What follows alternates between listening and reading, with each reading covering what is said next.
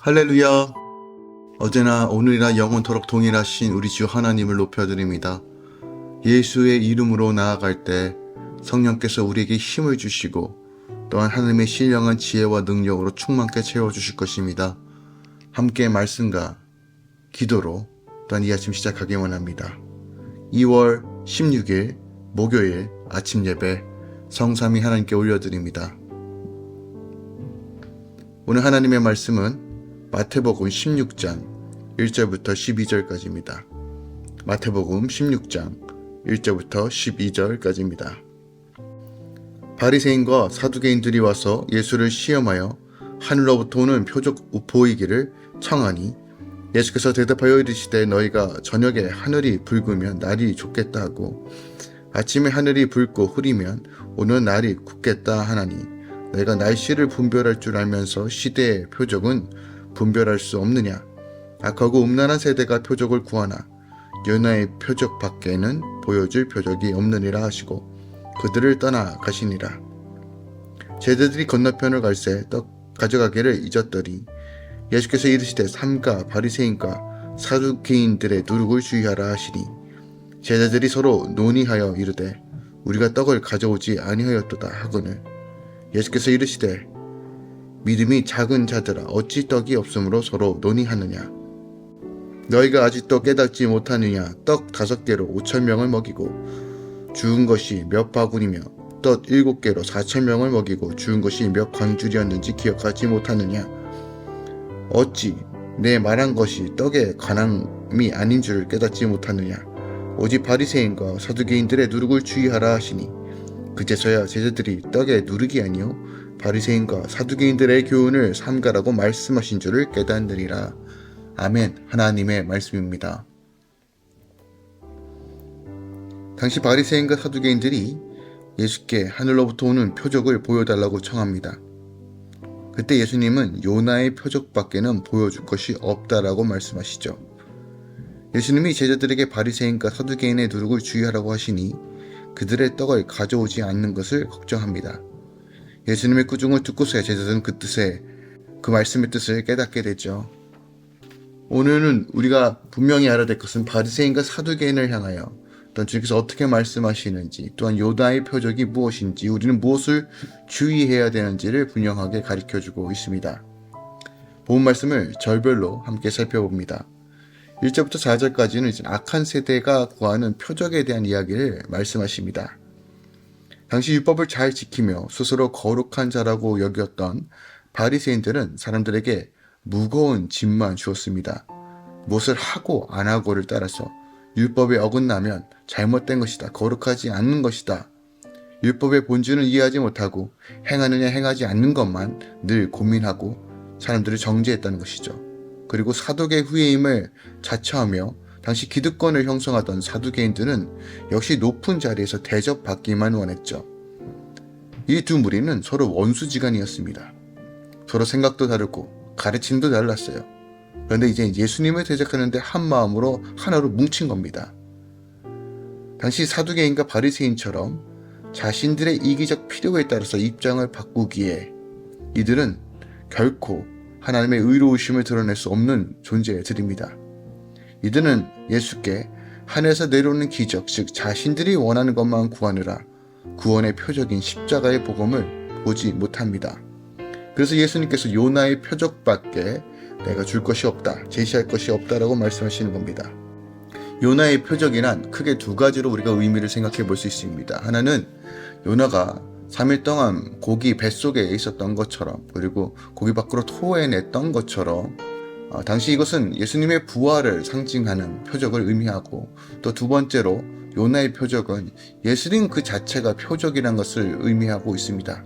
당시 사람들은 보여주는 것을 표적으로 얘기했지만 예수님은 자신의 말씀 그 자체가 복음의 능력이요 표적이라고 말씀하시는 거예요. 요나가 당시 그렇게 성실하게 복음을 증거하는 것은 아니었습니다. 니느웨에 하나님의 심판이 올 것이다라는 이 메시지만 전달했을 뿐인데도 불구하고 니느웨가 회개하고 주님께로 돌아오죠. 그만큼 이 말씀 자체의 능력이 있다는 것을 설명하시기 위해 예수님도 바로 당신의 말씀 자체가 가르침이 표적이라고 말씀하시는 거예요. 그래서 요나의 표적밖에 말할 수 없다, 증거할 수 없다라고 말씀하시는 요지가 바로 이것입니다. 또한 5절부터 8절까지는 당시 떡을 걱정하는 제자들의 모습이 보입니다. 바리새인과 사두개인의 누룩을 주의하라는 예수님의 말씀은요, 당시 바리새인들의 정통주의와 사두개인의 합리주의를 경계하라는 뜻이에요.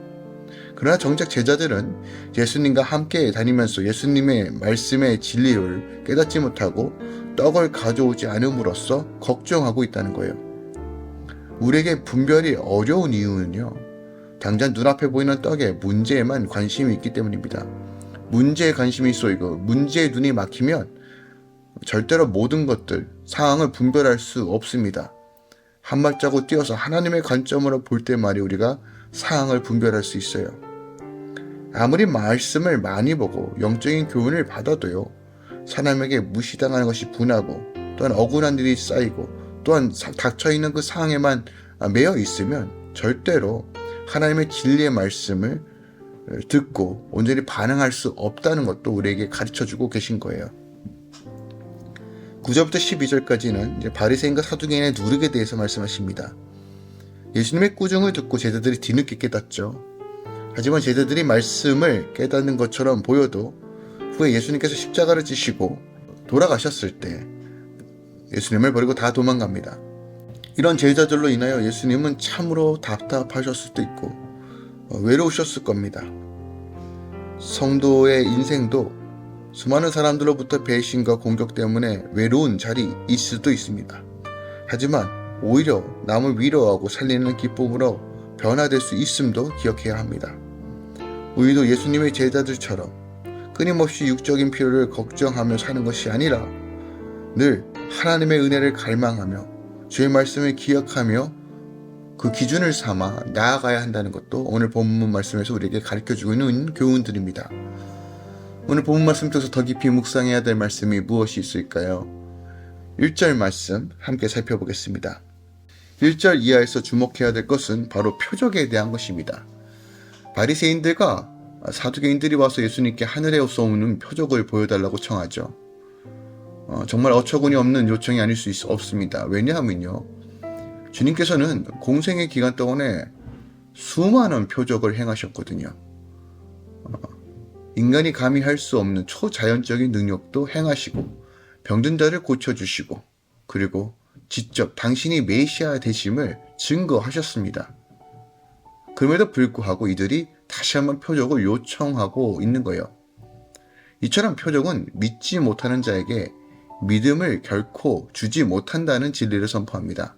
그러니까 사람들은 표적을 보면 믿을 거라고 생각하는데 아니요, 오히려 그렇지 않다는 거예요. 오히려 믿음이 표적을 표적으로 보게 한다는 거야. 믿음이 있는 상태에서 표적을 봐야지만 그게 표적으로 알 수 있는 것이지, 믿음을 얻기 위해서 표적을 구한다는 것은 결국은 그 믿음 없음 때문에 아무것도 이룰 수 없다는 거예요. 수많은 사람들이 오병이의 기적을 체험했고 주님의 병고침을 보았음에도 불구하고 그들은 먹을 것과 자기 유익만 위해서 예수님을 따라다녔음을 우린 기억하기 원합니다.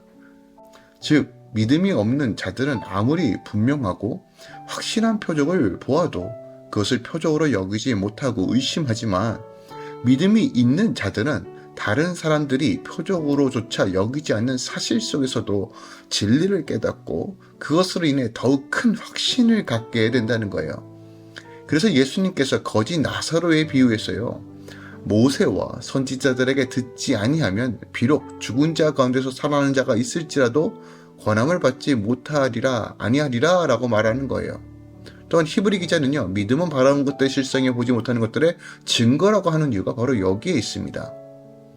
표적이 믿음을 갖게 하는 것이 아니라 믿음이 표적을 보게 하는 것입니다. 자, 이것이 뒤바뀌면 안 돼요.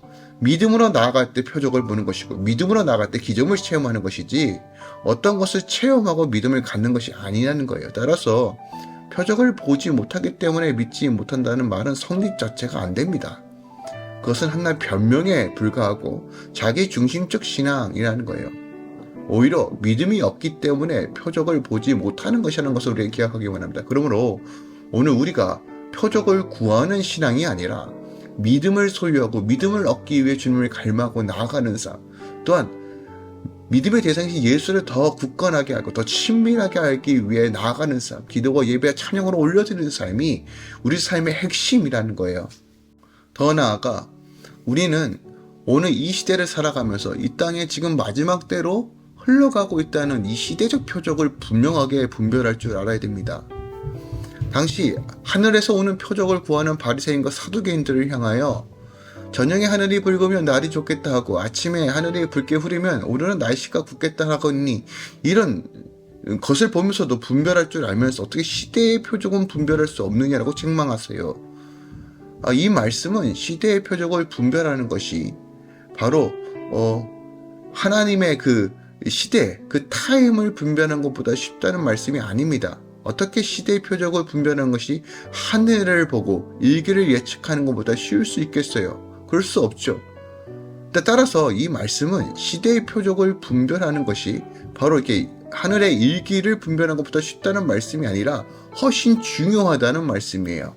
그러니까 우리가 일상생활에서 하찮은 일도 좀 조금만 귀를 기울이고 조금만 분별하고 조금만 관찰만 한다면 봄이 오는지 여름이 오는지 때가 어떤지 날씨가 어떤지를 분별할 수 있잖아요. 그런 거와 마찬가지로 지금 이 시대가 어떻게 흘러가는지에 대해서 관심을 가지고 다시 한번 하나님의 뜻을 구하며 시대의 표적을 분별할 줄 알도록 갈망하는 것, 하늘의 지혜를 구하는 것이 바로 믿음으로 사는 자의 모습이라는 거예요. 당시 바리새인과 사두개인들은 누구보다 의인을 칭했고 누구보다 더 말씀을 잘 알았다고 생각했고 누구보다 자신들이 세상을 이끌어간다라고 생각했던 자들입니다. 하지만 정작 그들은 메시아를 알아보지 못했고 진리의 말씀을 분별하지 못했고 하나님께서 말씀하시는 요점과 율법의 진리를 깨닫지 못했어요. 시대의 표적을 분별하지 못함으로 하나님의 뜻과는 무관한 삶을 살았고 자기 중심적인 신앙으로 변질되었다는 것이에요. 오늘날 수많은 지진과 기근과 한파와 전쟁과 이 어려운 모든 상황 속에서 우리가 참 많은 해석을 할 수 있겠지만 본질적인 것은요, 주님께서 오심이 가까이 왔다는 겁니다. 시대 어느 시대에나 기근은 있었고 지진도 있었어요. 전쟁이 없었던 적은 없습니다. 그러나 중요한 것은 이 주기가 점점 빨라진다는 것이에요. 이게 무엇을 의미하는지 우리가 분명히 보아야 합니다. 마치 해산을 기다리는 아이가 태어날 것이 가까이 올수록 점점 배가 불어오르고 가진통이 진진통으로 변하는 이 시즌을 통과함으로써 결국은 출산하는 그 시간에 막다른 것처럼 예수님께서 오실 날이 가까이 올수록 이 시대는 점점점 말씀 따라 분명하게 보여주고 있다는 거예요. 그러므로 우리가 이 시대가 어떻게 흘러가는지를 알고 우리 삶의 우선순위가 무엇인지, 다시 한번 주의 뜻 가운데 내가 오늘도 하루하루 걸어가는 삶이 무엇인지를 분명히 볼 수 있어야 합니다. 우리는 세상에 속한 것이 아니라 하나님께 속하였고 이 땅 가운데 하나님 나라를 세워가는 부르심과 사명이 있습니다. 이것보다 우선인 삶은 없습니다. 그러면 여러분 삶 가운데 하나님을 나타내시길 사모하시고 주의 뜻 가운데 성령의 음성을 따라 걸어가시길 예수 그리스도로 부탁드리고 또 축원드립니다. 마지막 때에 일어날 모든 징조들을 바라면서 요란 법석 떨 거 없고 끝까지 믿음을 지키며 우리에게 주신 그 부르심을 따라 하나님 나라 세워갑시다. 하나님께서 지혜를 더하여 주시고 이 시대를 이끌어갈 하나님의 영원한 표적, 그 진리를 우리 가운데 증거하실 것입니다. 여러분 삶 가운데 오늘도 주님의 충만함이 임하시길 예수 그리스도로 축원드립니다. 사랑하는 주님 감사드립니다. 우리가 오늘 주의해야 될 것이 무엇인지 이 악한 세대를 가운데서 우리가 어떻게 살아야 될지를 분명히 알기 원합니다. 바리새인과 사두개인처럼 사는 것이 아니라 이들의 자신의 욕망과 자기의 의와 또 기득권을 차지하고 지키기 위해서 신앙생활하는 것이 아니라 하나님 이 마지막 때를 바라보면서 주님께서 증거하셨던 요나의 표적, 즉 부활의 역사심을 증거하고 예수 그리스도의 메시지를 증거하며 우리 삶 가운데 예수의 표적을 증거하는 삶으로서 나아가게 하여 주시옵소서. 성령 하나님, 할렐루야 교회와 아침에 함께 말씀 나누는 모든 성도들을 축복합니다. 예수의 이름으로 승리케 하시고 견디게 하시며 하나님 나라의 증거가 되게 하여 주시옵소서. 이제는 우리 주 예수 그리스도의 은혜와 우리 하나님 아버지의 놀랍고 지극하신 사랑과 성령님의 내게 또 충만 역사하심이 이제부터 영원까지 함께 계시길 축원하노라. 아멘.